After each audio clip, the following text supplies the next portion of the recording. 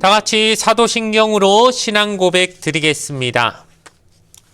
전능하사 천지를 만드신 하나님 아버지를 내가 믿사오며 그 외아들 우리 주 예수 그리스도를 믿사오니 이는 성령으로 잉태하사 동정녀 마리아에게 나시고 본디오 빌라도에게 고난을 받으사 십자가에 못 박혀 죽으시고 장사한 지 사흘 만에 죽은 자 가운데서 다시 살아나시며 하늘에 오르사 전능하신 하나님 우편에 앉아 계시다가 저리로서 산자와 죽은 자를 심판하러 오시리라. 성령을 믿사오며 거룩한 공예와 성도가 서로 교통하는 것과 죄를 사하여 주시는 것과 몸이 다시 사는 것과 영원히 사는 것을 믿사옵나이다. 아멘.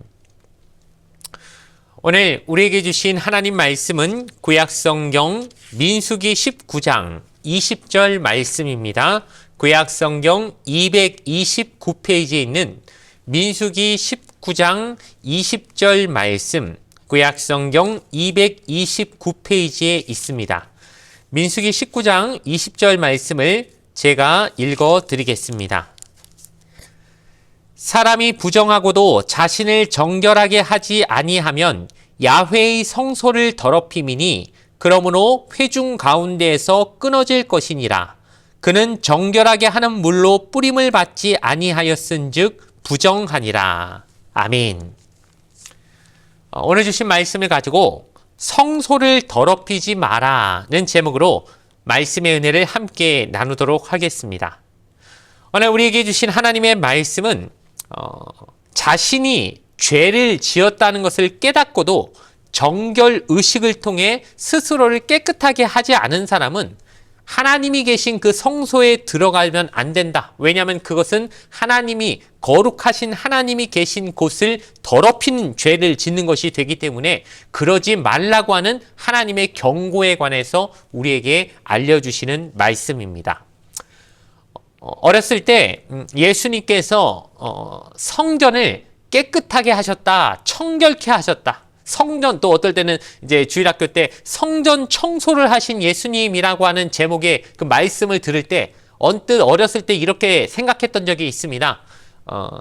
예전에 보면은 좀 저희 어렸을 때 보면은 교회를 청소할 때 주로 어떻게 합니까? 물론 요즘도 1년에 한 번씩 뭐 한 번, 두 번씩 우리가 교회 대청소를 와서 할 때도 있지만 예전에는 좀 이렇게 구역마다 또 선교회마다 이런 식으로 이렇게 당번을 정해가지고 토요일 날 오셔가지고 교회를 깨끗하게 청소하던 그런 기억이 있습니다. 그래서 엄마 아빠를 따라가지고 주로 이제 집사님들하고 같이 먼지도 털고 걸레질도 하고 밀대로 이렇게 닦기도 하고 이러면서 성전을 좀 막 이렇게 빗자루질하면서 깨끗하게 청소하고 토요일 날 잘 청소한 다음에 주일 준비한다는 마음으로 그렇게 교회를 깨끗하게 청소했던 기억이 있었기 때문에 예수님이 성전을 깨끗하게 하셨다는 그 말씀이, 그래서 예수님이 한 손에는 빗자루 들고 한 손에는 밀대걸레 들고 가셔가지고 성전을 깨끗하게 쓸고 닦고 하셨다는 얘기인가? 그런 식으로 조금 약간 재밌게 생각했던 적이 있었던 것 같습니다. 하지만 그 내용은 그것이 아니었죠. 어떤 것이었냐면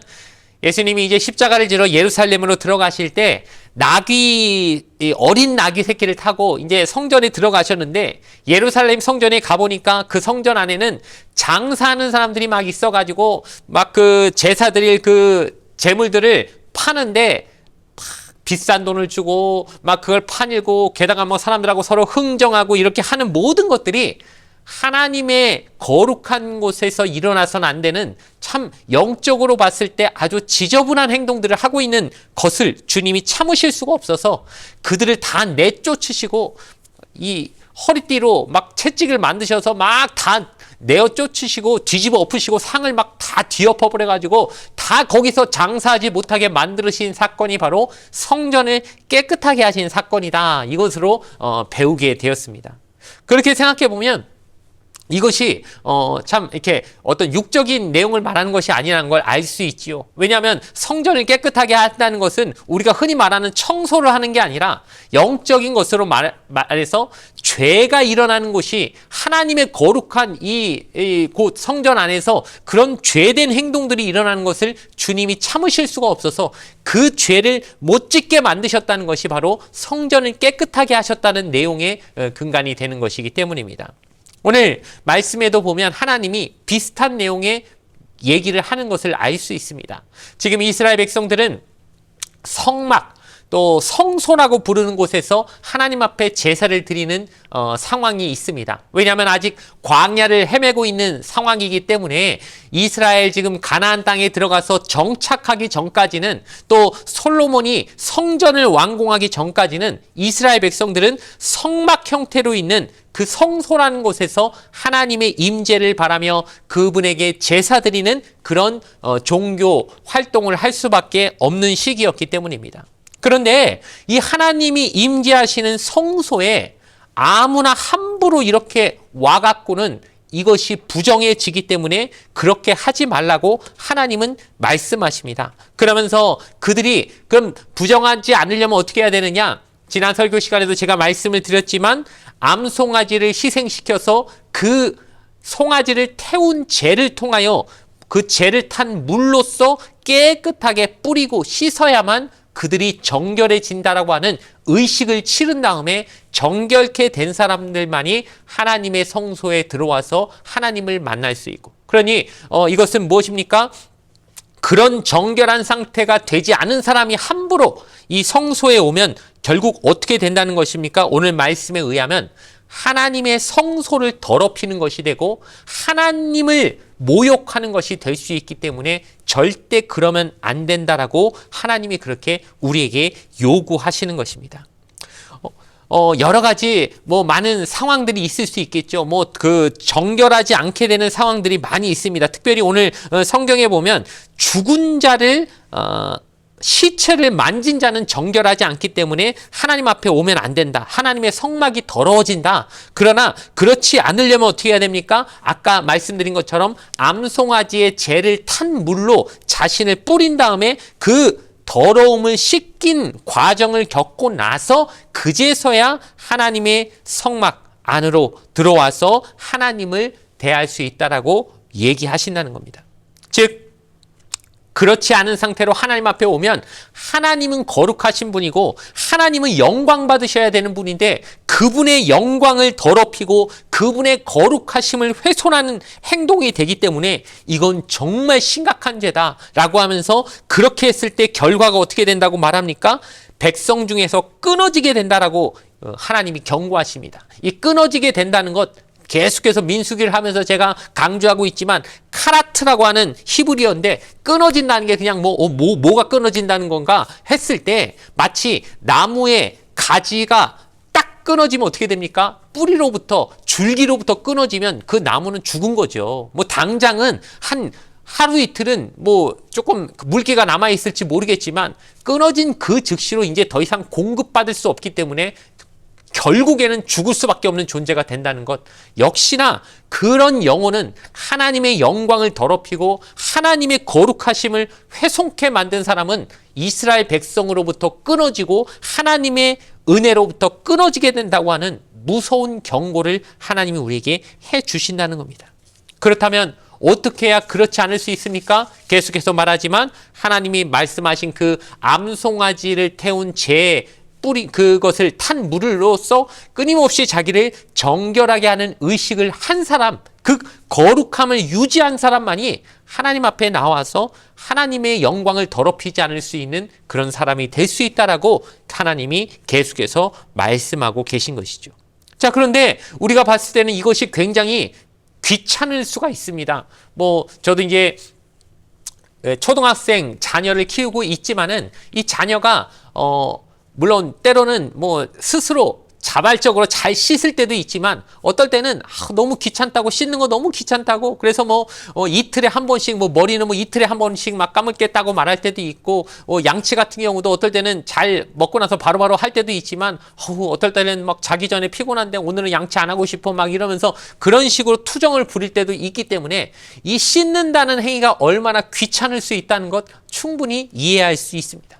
그러니 이런 정결의식도 매 한 가지 아니겠습니까? 우리가 살면서 죄는 매일매일 짓는데 자꾸 죄 지을 때마다 씻어라, 정결의식을 치러라, 하나님의 주신 물로 깨끗이 씻어라, 자꾸 할 때마다 얼마나 귀찮았겠습니까? 그 시절 사람들도 많이 이것이 번잡하고 막 하기 싫고 그랬을 수 있습니다. 그러니 그것을 게을리하고 오늘은 하루 안 하고 넘어가면 안 되나? 그냥 이빨 좀 하루 그냥 안 닦고 머리 좀 하루 안 감고 이런 식으로 넘어가듯이 정결의식도 좀 이렇게 자꾸 열심히 하려기보다는 자꾸 좀 느슨해지고 조금 빼먹고 싶어하는 우리의 내적인 본성이 분명히 지금도 그렇지만 그때도 있었을 것이라는 것입니다.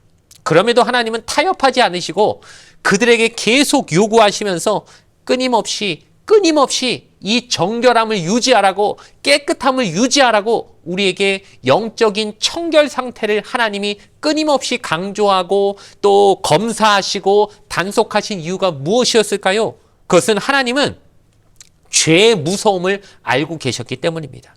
여러분, 죄라는 것은 어떻습니까? 마치 전염병과 같이 그것을 잠시 한두 사람 정도 한다고 이게 큰일일까 싶지만은 우리가 불과 몇 년 전까지 고생했던 코로나 상황을 생각해 보시기 바랍니다. 코로나 돌연변이가 생겨가지고 이것이 또 우리가 왔을 때 처음에는 원래 코로나 때문에 막 서로 격리하고 이랬다가 이제 조금 괜찮아지나 보다 하니까 무슨 새로운 또 돌연변이가 생겼다고 새로운 또 발전된 또 알파가 나오고 오메가가 나오고 등등 하면서 자꾸 새로운 바이러스가 생길 때마다 또 격리하고 아무리 철저하게 해도 한두 사람만 거기서 빠져나오면은 전염병이 급속도로 퍼져가지고 또 우리가 금세 확진자 숫자가 몇십만이 되고 몇백만이 되는 게 부지기수로 벌어진 일이지 않았습니까?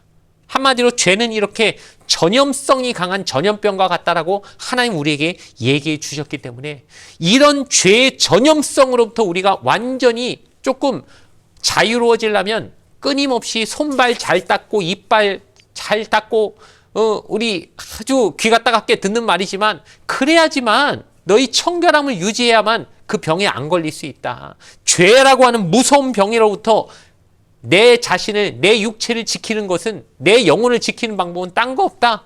그냥 집에 돌아오면 손발 잘 씻기, 양치 잘하기, 이런 기본적인 것부터 시작해야 내 영혼이 건강을 유지할 수 있다는 것을 하나님이 강조하시기 위해서 우리에게 계속해서 이 정결함을 유지하는 정결의식, 하나님 앞에 죄를 지었으면 그때그때 씻어라.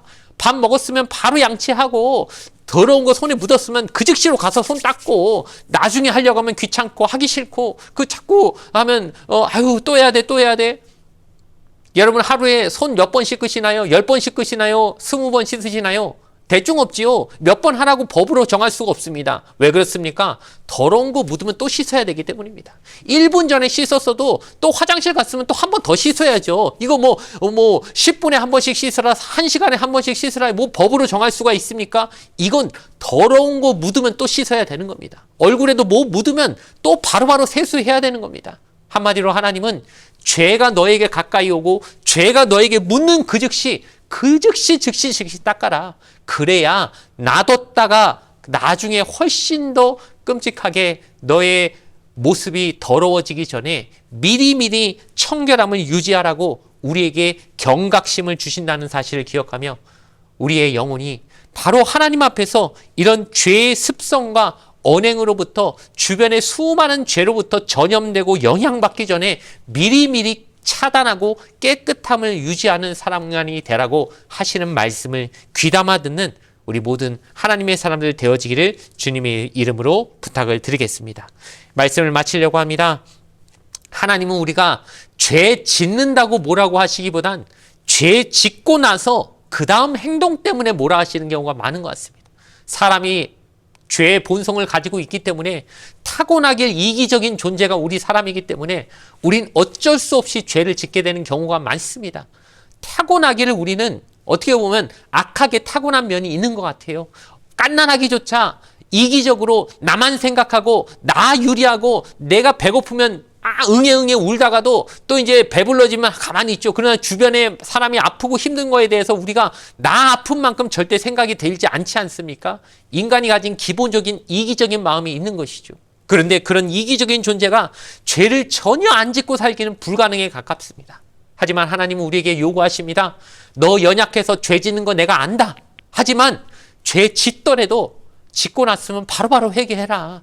그래야 깨끗함을 유지한다.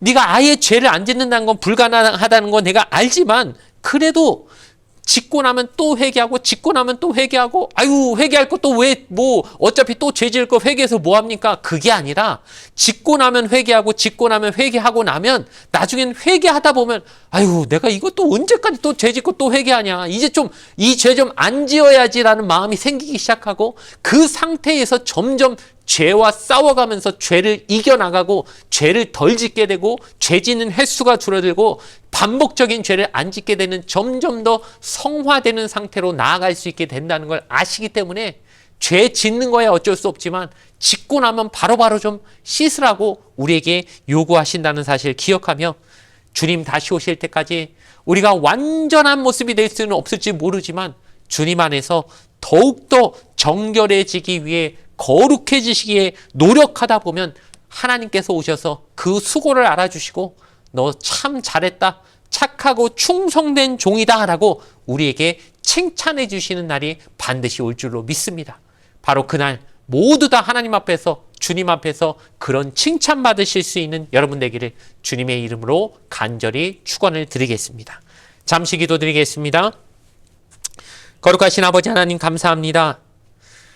우리 안에 여전히 죄의 심각성을 가지고 살아가는 존재임을 주님 오늘도 깨닫게 하시니 감사합니다. 우리가 자꾸 잊어버리고 넘어갈 때가 많지만 내 옷에 더러운 게 묻으면 그렇게 싫어하면서도 내 영혼에 죄악이 들어오는 것은 막 무시하며 살았던 우리의 그 모습들을 주의 용서하여 주시었고 주님 회개하고 나면 그 다음에 또 죄를 짓게 될지라도 하나님 앞에서 회개하는 그 모습을 통해 거룩함은 얼마든지 지켜나갈 수 있다는 사실을 우리가 기억하며 우리의 영혼이 날마다 깨어있고 죄와 맞서 싸우려고 그런 노력하는 그 노력을 잊지 않는 우리의 삶이 되게 하여 주시옵소서. 오늘도 말씀과 깨어 기도하는 가운데 주님과 동행하는 삶을 살 수 있는 저희 되게 하여 주시오며 감사드리옵고 거룩하신 예수님의 이름으로 기도드리옵나이다. 아멘. 주기도문으로서 예배를 모두 마치겠습니다. 하늘에 계신 우리 아버지여, 이름이 거룩히 여김을 받으시오며 나라가 임하시오며 뜻이 하늘에서 이루어진 것 같이 땅에서도 이루어지이다. 오늘 우리에게 일용할 양식을 주시옵고 우리가 우리에게 죄 지은 자를 사하여 준 것 같이 우리 죄를 사하여 주시옵고 우리를 시험에 들게 하지 마시옵고 다만 악에서 구하시옵소서. 나라와 권세와 영광이 아버지께 영원히 있사옵나이다. 아멘.